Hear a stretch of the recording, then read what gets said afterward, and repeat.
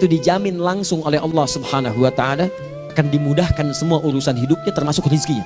Rezeki itu nggak perlu Anda banyak pikirkan, ikhtiar sedikit datang, bahkan dari sisi yang tidak Anda duga.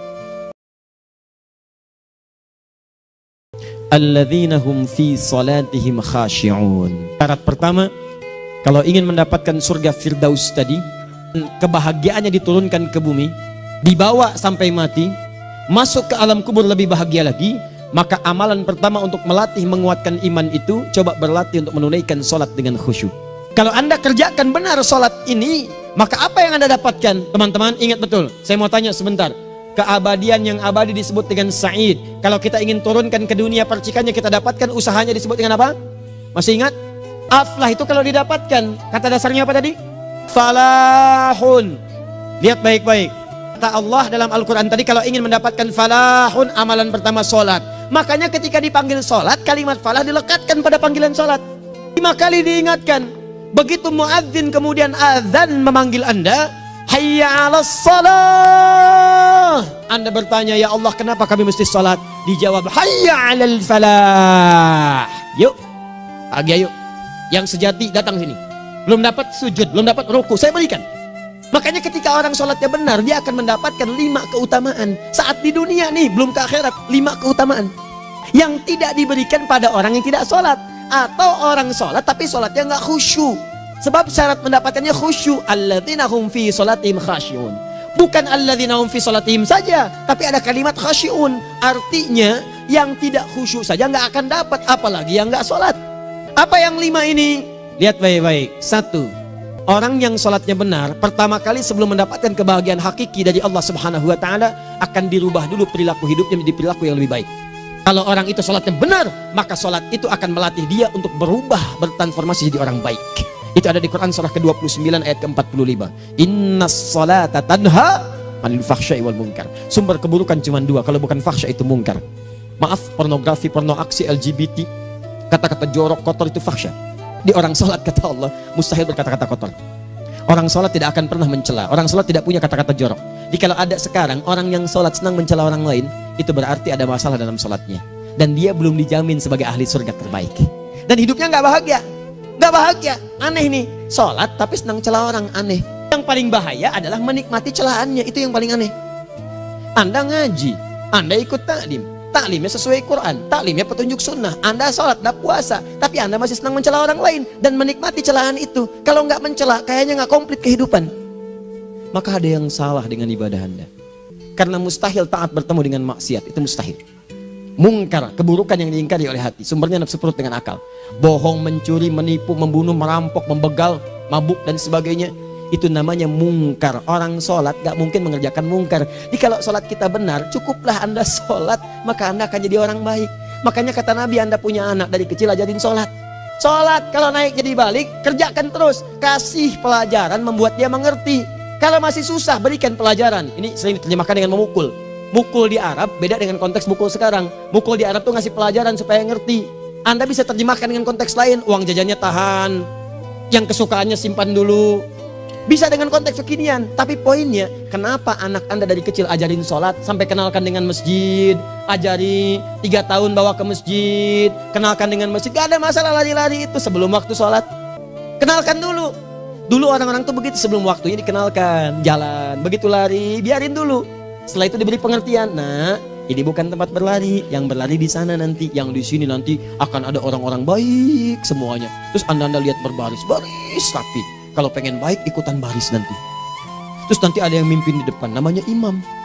Imam itu siapa ya? Tetangga kita bukan yang Pak Imam, bukan. Kalau tetangga kita namanya Imam S. Arifin. Kalau yang ini imam sholat namanya. Imam sholat itu nanti akan pimpin menyembah Allah. Allah siapa ya? Allah itulah yang memberikan ayah rizki. Allah itu yang memberikan ayah rizki sehingga bisa beli tobot buat kakak. Beli robokar poli, ini yang poli, ini yang embers, ini yang heli, ini dulu kakak semuanya tuh. Yang kasih Allah. Nanti kalau kakak bagus bisa ikut rapi di sini, Allah akan senang, akan ditambah lagi oleh Allah. Oh begitu ya, datang, begitu caranya. Nih 2. Orang kalau sholatnya benar, Allah akan berikan ketenangan dalam jiwanya. Tenang hati. Jangankan musibah kecil, musibah paling besar pun tenang aja dia. Tenang langsung dia paham rumusnya. Allahu Akbar.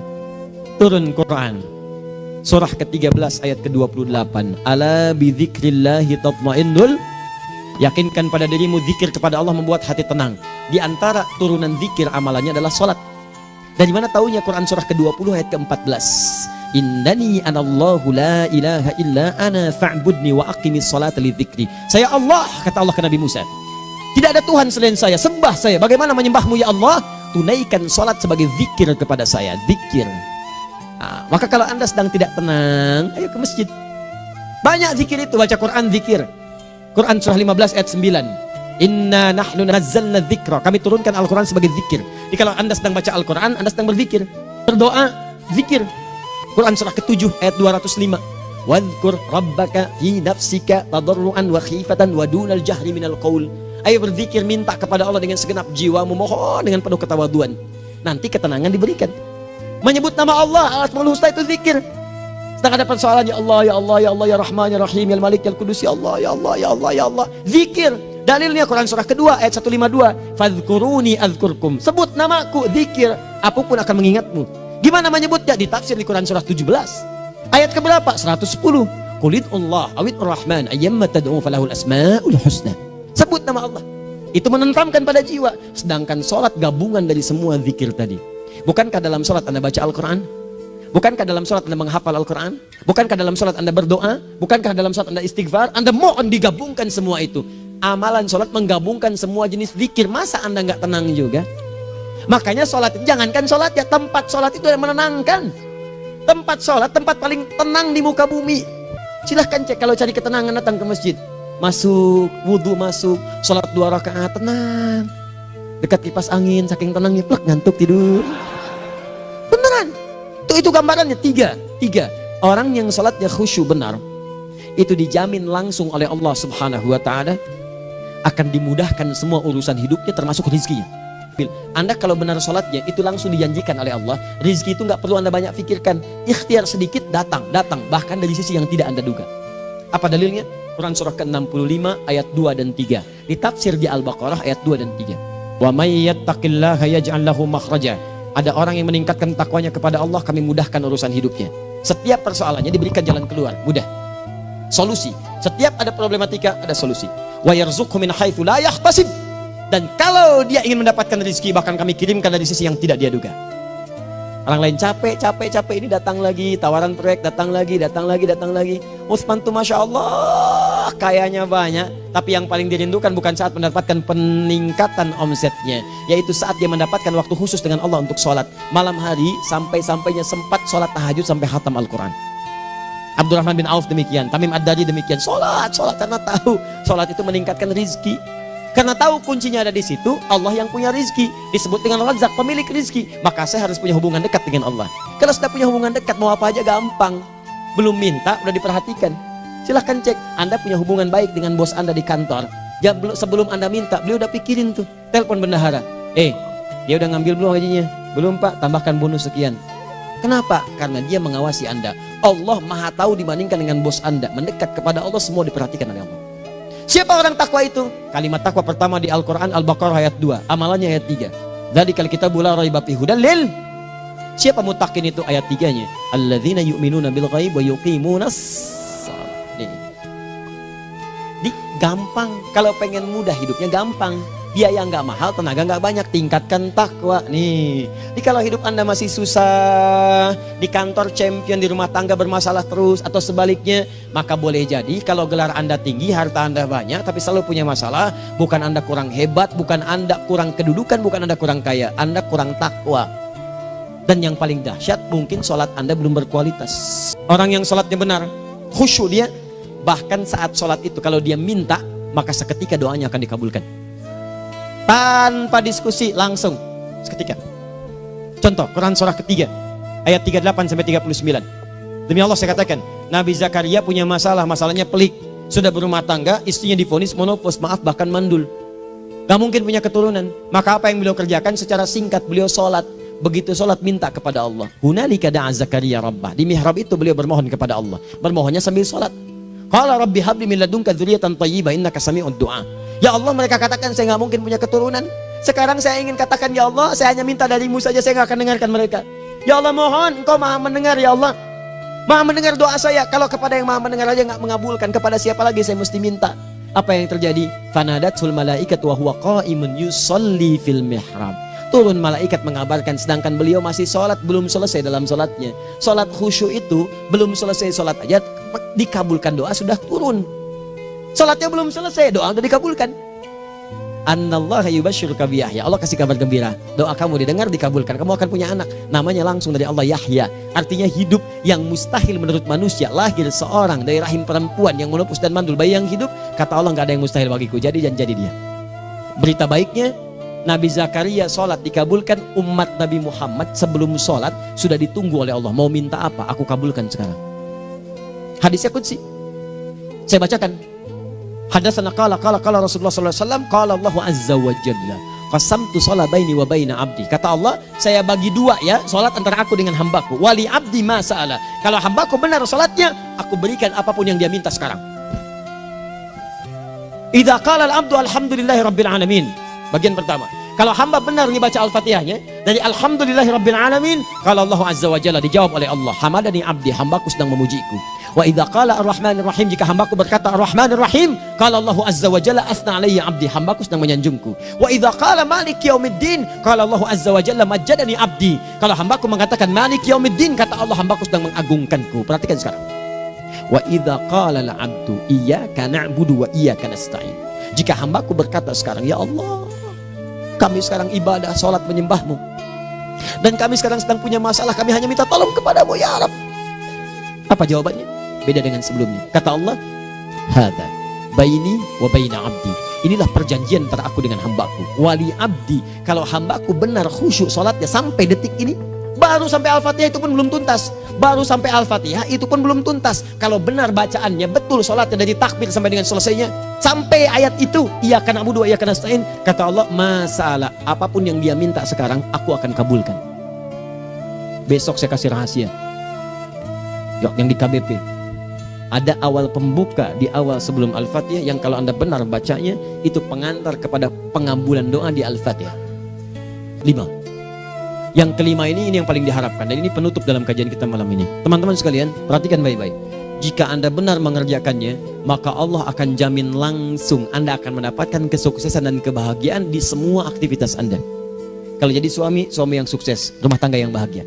Kalau jadi pegawai, pegawai yang sukses, dan di kantor bahagia. Masih ingat? Kesuksesan yang menghadirkan kebahagiaan, konteksnya dunia disebut dengan falah, dipegang disebut dengan aflah. Dikembalikan lagi ke atas, ke surah ke-23 ayat 1 dan 2. Qad aflahal mu'minun. Apa amalannya? Alladzina hum fi salatihim khashi'un. Persoalannya, kalau Anda sholat belum mendapatkan satu di antara 5 ini, apa masalahnya? Pertama masalahnya, kata Al-Quran, boleh jadi yang sholat itu belum khusyuk. Apa itu khusyuk? 2 maknanya, dan saya tutup di sini. Apa yang 2 itu? 1, kebanyakan orang sholat masih membawa dunia dalam sholatnya. Makanya kalau pengen khusyuk, kata Allah, maka Anda rasakan akan bertemu Allah. Rumusnya Quran surah kedua ayat 45 sampai 46. Rasakan secara singkat, mungkin itu sholat terakhir yang Anda akan kerjakan dalam kehidupan. Mungkin di sholat itu Anda wafat. Kata Allah, alladzina yadhunnuna annahum mulaqu rabbihim. Orang khusyuk itu sudah kelihatan dari sebelum sholat, dia sudah merasa persiapan menghadap Allah.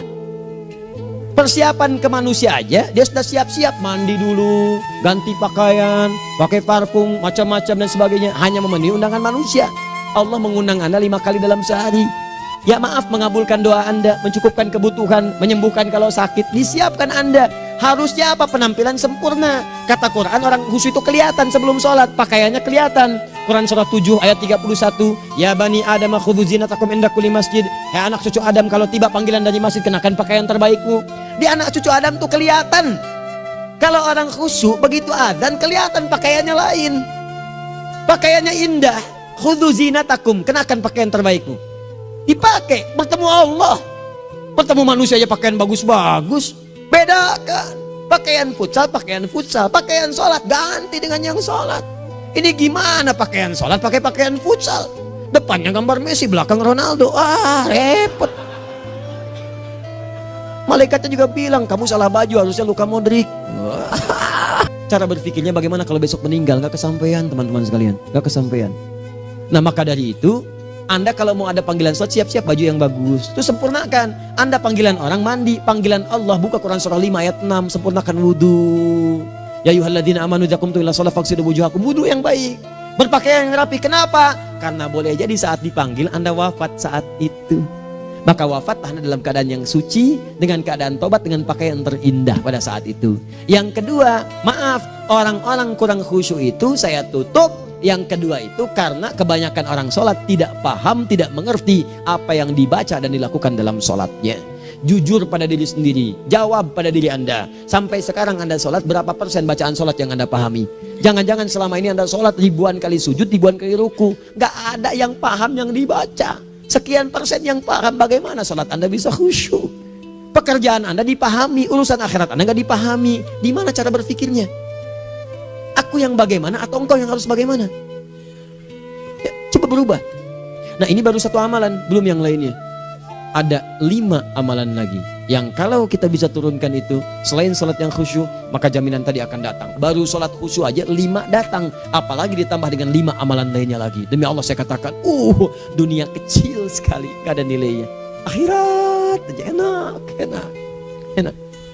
Dan cara berpikirnya kalau sudah pakai iman, semua nikmat. Ada uang nikmat, gak ada uang nikmat, sakit nikmat, karena cara berpikirnya lain. Nanti kita bertemu lagi, saya terangkan pada Anda. Dan saya contohkan satu kisah, bahkan ketika ada orang yang diuji Allah dengan ujian yang sangat luar biasa, yang menurut sementara orang itu ujian sangat luar biasa menggetarkan jiwanya dan susah untuk bertahan, tapi orang ini nikmat saja menjalaninya. Nikmat. Ada yang di rumah tangga, ada yang di macam-macam. Contohnya banyak. Satu contoh saya berikan di mana suami istri. Wah luar biasa. Istrinya itu cerewetnya Pak, bukan cuma cerewet, ngeselin bagi suaminya. Maaf Bu ya, bukan ibu maksudnya. Jadi semua yang dikerjakan suami salah. Pengen mangga, ayah kalau kita sekarang dibeli mangga. Kenapa mangga yang ini? Saya pengennya mangga yang lain. Belikan mangga. Kenapa beli mangga aja? Jeruknya mana? Jeruk. Semua. Pokoknya semua yang kerjakan suami salah. Tapi suami tidak pernah mengeluh. Ini kerjakan, itu kerjakan. Satu kali, perhatikan cara memandangnya.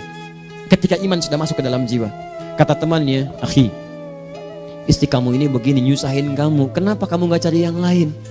Kan gampang ada syariat, udah pisahin aja cari yang lain, kamu tenang ibadah. Apa jawabannya? Allah sudah turunkan surga ke saya lewat dia. Kenapa kamu meminta saya untuk menjauhinya dan meninggalkan surga saya? Ini cara melihat dia. Bukankah ketika ada berbagai keluhan saya sabar? Bukankah sabar mendekatkan saya ke surga? Allah kirimkan tipikal istri seperti ini supaya mendekatkan saya ke surga. Dengan itu kan saya banyak pahala. Saya sabar, pahala banyak. Sudah Allah berikan pahala kepada saya, kamu malah nyuruh saya untuk berpisah dengan pahala itu. Perhatikan cara berpikirnya, indah. Kalau rumah tangga seperti ini semuanya enak gitu. Suaminya biasa-biasa, istrinya cantik, luar biasa. Begitu berdandan kelihatan kata suaminya, Masya Allah, wajahnya tak berpaling, mata tak berkedip. Kata istrinya, ya zauji madzabik, sayang kamu kenapa? Allah syakiran lillah bihadari. Demi Allah, aku bersyukur mendapatkan istri secantik kamu. Kata istrinya, nahnu fil jannah zauji, kita berdua di surga. Kata suaminya, kok bisa begitu jawabanmu? Iya, kamu bersyukur dengan keadaanku, aku bersabar dengan keadaanmu. Catat. Bukankah orang syukur dan sabar di surga? Tuh lihat, canda-canda orang-orang soleh itu begitu. Nikmat ketawa walaupun nyelekit di hati. Cuman bawaannya enak gitu. Nah, nanti itu ada tuh, nanti saya turunin tuh. Yang di rumah tangga, yang ini, yang itu nanti. Kapan? Pertemuan berikutnya. Sekali lagi, perbaiki hidup. Jangan banyak mainnya. Dan sudah, jangan banyak membuang dengan yang sia-sia, apapun yang dihadapi. Jadi, kita akhiri. Subhanakallahumma bihamdika asyhadu an la ilaha illa anta astaghfiruka wa atubu ilaik. Wa akhiru da'wan alhamdulillahirabbil alamin. Assalamualaikum warahmatullahi wabarakatuh.